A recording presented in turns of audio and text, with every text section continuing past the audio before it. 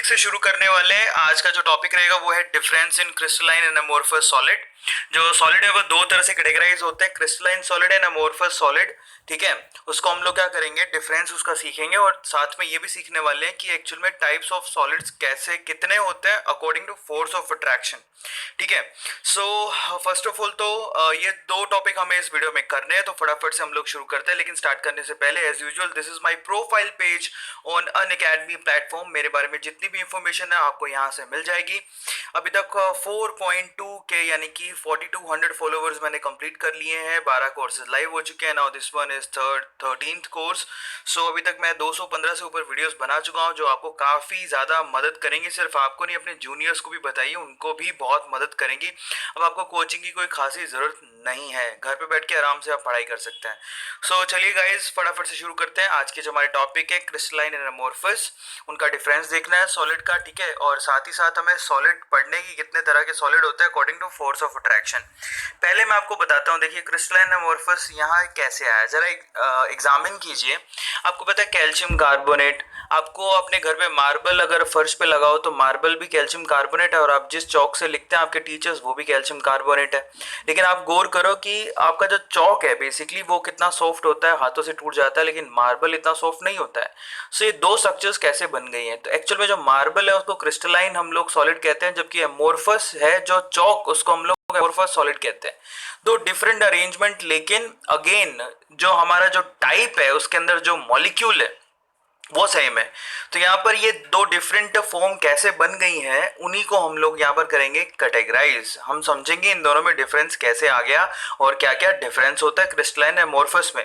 दूसरा, force of attraction बहुत सारे होते हैं। फोर्स ऑफ अट्रैक्शन जैसे कोवेलेंट बॉन्ड होते हैं दो मॉलिक्यूल्स के बीच में, दो एटम्स के बीच में, दो मॉलिक्यूल्स के बीच में हाइड्रोजन बॉन्ड होता है, वेंडरवॉल्स फोर्स ऑफ अट्रैक्शन होते हैं, सही है, आयनिक बॉन्ड होते हैं। तो फोर्स ऑफ अट्रैक्शन के अकॉर्डिंग हम लोग को ये समझना है कि सॉलिड कितने तरह से डिवाइड कर दिया गया है। तो दो टॉपिक हमें करने, फटाफट से शुरू करते हैं। फर्स्ट ऑफ ऑल तो हम लोग डिफरेंस समझते हैं कि यहाँ पर क्रिस्टलाइन अमोर्फस में क्या डिफरेंस है। अरेंजमेंट के रिस्पेक्ट में यहाँ पर अमोर्फस और क्रिस्टलाइन को डिवाइड कर दिया गया। देखिए बड़ा सिंपल है, जरा खुद से आप दिमाग लगाइए। एक्चुअल में सिर्फ अरेंजमेंट का ही तो फर्क है। यहाँ पर अगर मार्बल बना होगा तो यहाँ पर एटम जो है डिसिप्लिन अरेंज होंगे, लेकिन आपके चौक में जो आपकी एटम की अरेंजमेंट डिसिप्लिन नहीं है। इस बात को समझे। सो यहाँ पर दो तरह से अरेंजमेंट, एटम की अरेंजमेंट के रिस्पेक्ट में दो पार्ट में इसको डिवाइड कर दिया गया। सो चलिए इनके डिफरेंसेस को चेक करते हैं। फर्स्ट ऑफ ऑल तो जरा चेक करिए क्रिस्टलाइन क्या होता है। They have regular arrangement of atom. वहां पर एटम एकदम सिस्टमेटिक रहते हैं, यू नो पैकिंग बहुत ही अच्छी होती है, एकदम लाइन में रहेंगे, पैकिंग बहुत ही सही होगी, स्मूथ होगी, रेगुलर होगी। ठीक है, और ऊपर से नीचे तक आपको यूनिफॉर्म पैकिंग दिखाई देगी। लेकिन एमोर्फस के साथ ऐसा कुछ नहीं होता है। वहां पर रैंडम अरेंजमेंट होती है एटम की, कोई भी एटम कहीं भी फिट हो गया है। ऐसे हम लोग जो सॉलिड होते हैं उनको एमोर्फस कहते हैं, जहां पर रेगुलर अरेंजमेंट नहीं होता है, और अगर रेगुलर अरेंजमेंट हो तो उसको हम लोग क्रिस्टलाइन कहते हैं। दूसरी बात, क्रिस्टलाइन सॉलिड को हम लोग ट्रू सॉलिड भी कहते हैं, जबकि इनको हम लोग सूडो सॉलिड कहते हैं। जैसे आपको पता है आपकी जो प्लास्टिक की चेयर है, एक्चुअल में देखने को तो वो भी सॉलिड है, लेकिन वो हमारे लिए सॉलिड नहीं है। केमिस्ट्री के पॉइंट ऑफ व्यू से वो सॉलिड नहीं है, वो सूडो सॉलिड है। वो दिखने में सॉलिड है लेकिन सॉलिड जैसी प्रॉपर्टीज नहीं है, इस चीज को समझिए। सो प्लास्टिक की चेयर, प्लास्टिक की बोतल दिखने को तो सॉलिड ही है, ठीक है, लेकिन एक्चुअल में वो हम उसको सॉलिड में काउंट नहीं करते हैं, वो सूडो सॉलिड्स होते हैं, एमोर्फस होते हैं। इस चीज को समझो। कांच, आपका जो ग्लास होते हैं, कांच होते हैं, वो हमारे ट्रू सॉलिड्स नहीं होते हैं, वो सॉलिड की प्रॉपर्टी शो नहीं करते हैं, वो सूडो सॉलिड्स होते हैं। दिखने में सॉलिड है लेकिन सॉलिड की प्रॉपर्टी शो नहीं करते, इसलिए उनको हम लोग क्या कहते हैं, सूडो सॉलिड कहते हैं। ठीक है, थर्ड देखिए, they have long range of ordered, मतलब वहां पर क्या होता है, ऑर्डर्ड एटम्स, वहां पर क्या होता है, लंबी लंबी, मतलब लॉन्ग रेंज होगा। अगर एकदम सीधी लाइन में लगे हुए हैं सारे एटम तो आप लॉन्ग रेंज, मतलब सारे एटम आपको सीधी लाइन में लगे हुए दिखेंगे सब। मतलब ऐसा, अगर ऐसा ही मानिए कि अगर आप एक स्टूडेंट की रो लगा रहे हो तो ऐसी सेम अरेंजमेंट आपको 100 लाइंस एज इट इज दिखेंगी, एकदम सिस्टमेटिक। वहां पर लॉन्ग रेंज अरेंजमेंट होती है, जबकि यहाँ पर क्या होता है भाई, एक दो सीधे हैं तो दो ऐसे अरेंज किए हुए हैं, दो ऐसे अरेंज किया हुआ है, दो ऐसे, दो ऐसे, मतलब वहां कोई सिस्टम नहीं है। शॉर्ट रेंज ऑफ अरेंजमेंट होता है ऑर्डर का। मतलब ये दो लड़के एकदम सिस्टमेटिक बैठे हुए हैं, यानी कि दो एटम सिस्टमेटिक हैं, लेकिन उसके बाद वो फिर से बाकी दो एटम कैसे हो गए, टेढ़े मेढ़े।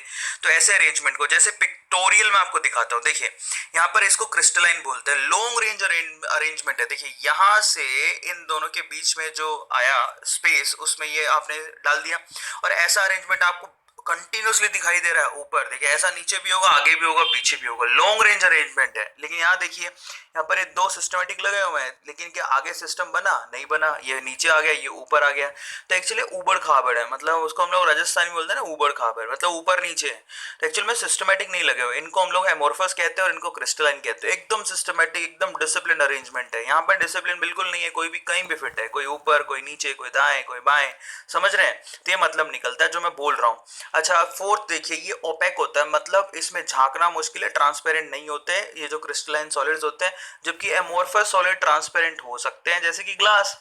ठीक है, आपके क्या हो सकते हैं, जैसे कि प्लास्टिक की बोतल। आजकल तो प्लास्टिक की बोतल ट्रांसपेरेंट है, लेकिन आप बना के दिखाइए कोई क्रिस्टलाइन सॉलिड की, ट्रांसपेरेंट नहीं बनती है। फिफ्थ पॉइंट पर लेते हैं, they have high mechanical strength. ये तो ऑब्वियस बात है, जो क्रिस्टलाइन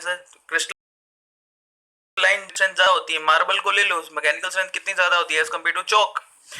सो ये बड़ा सिंपल सा पॉइंट था जो मैंने आपको यहाँ पर बता दिया है। सो आई थिंक आपको समझ में आया होगा। सिंपल एग्जांपल अगर आप दिमाग रखेंगे तो आपको बिल्कुल परफेक्टली समझ में आएगा कि एक्चुअल में कहने की कोशिश क्या कर रहा हूँ। क्लियर है आप लोगों को?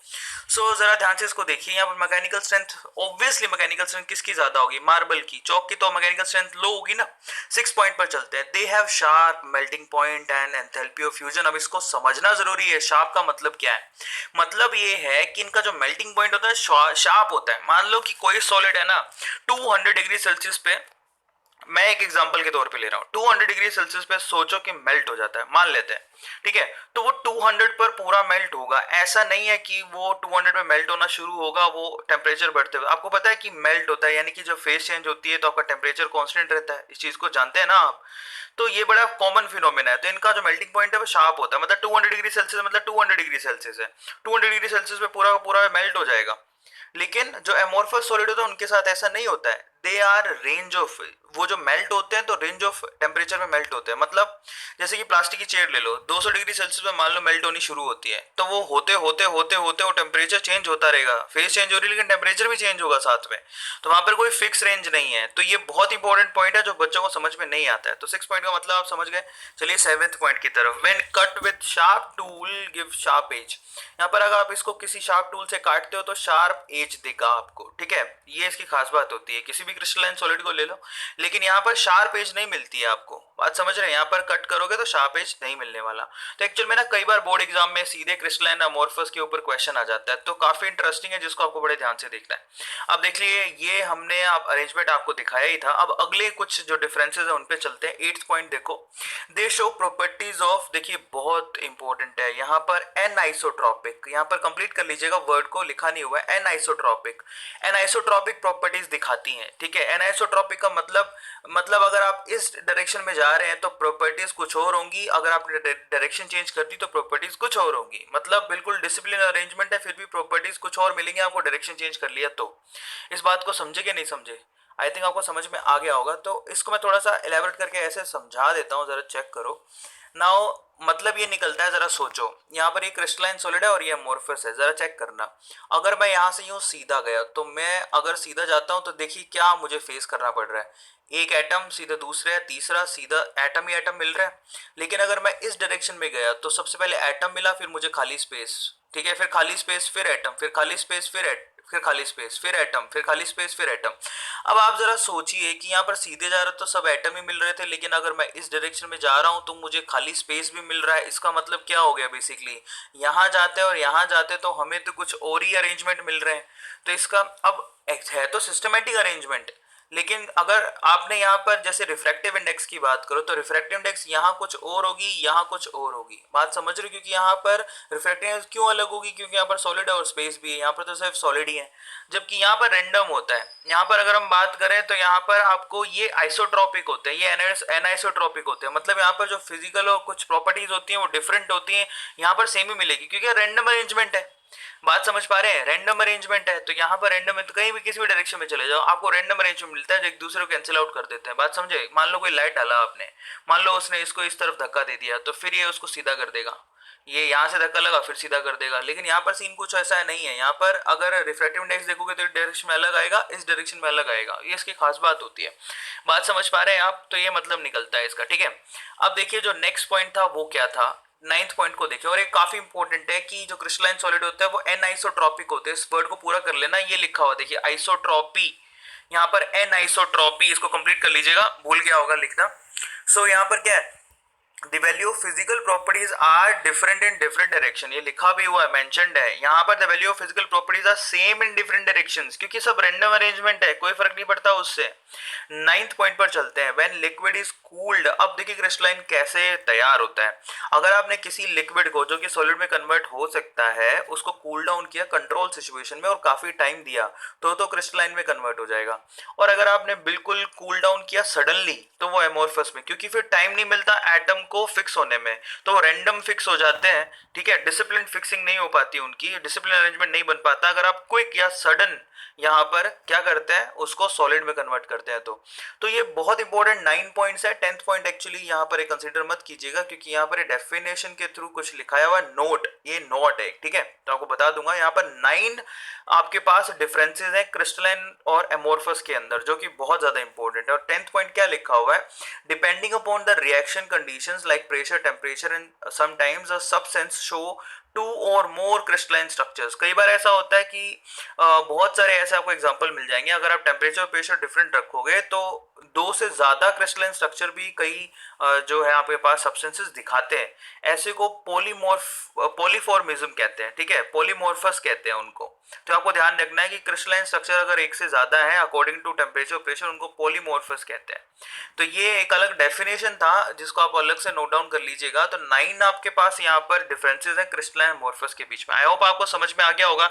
सो आज के वीडियो में तो हम सिर्फ क्रिस्टलाइन एमोर्फस ही कर पाए, तो अगली बार में हम लोग क्या करेंगे, फोर्स ऑफ अट्रैक्शन के अकॉर्डिंग हम सीखेंगे कि यहाँ पर सॉलिड कितने तरह का होता है। टिल देन रिपीट करिए इनको, अपनी कॉपी के अंदर लिखिए ध्यान से क्या लिखा गया, क्या बोला गया, आपको अच्छे से समझ में आ गया होगा। I think guys next video में मिलते हैं और उसमें हम लोग फोर्स ऑफ अट्रैक्शन के अकॉर्डिंग कितने तरह से सॉलिड को डिवाइड करा गया वो पढ़ेंगे, ठीक है। Till then thank you so much, thanks a lot.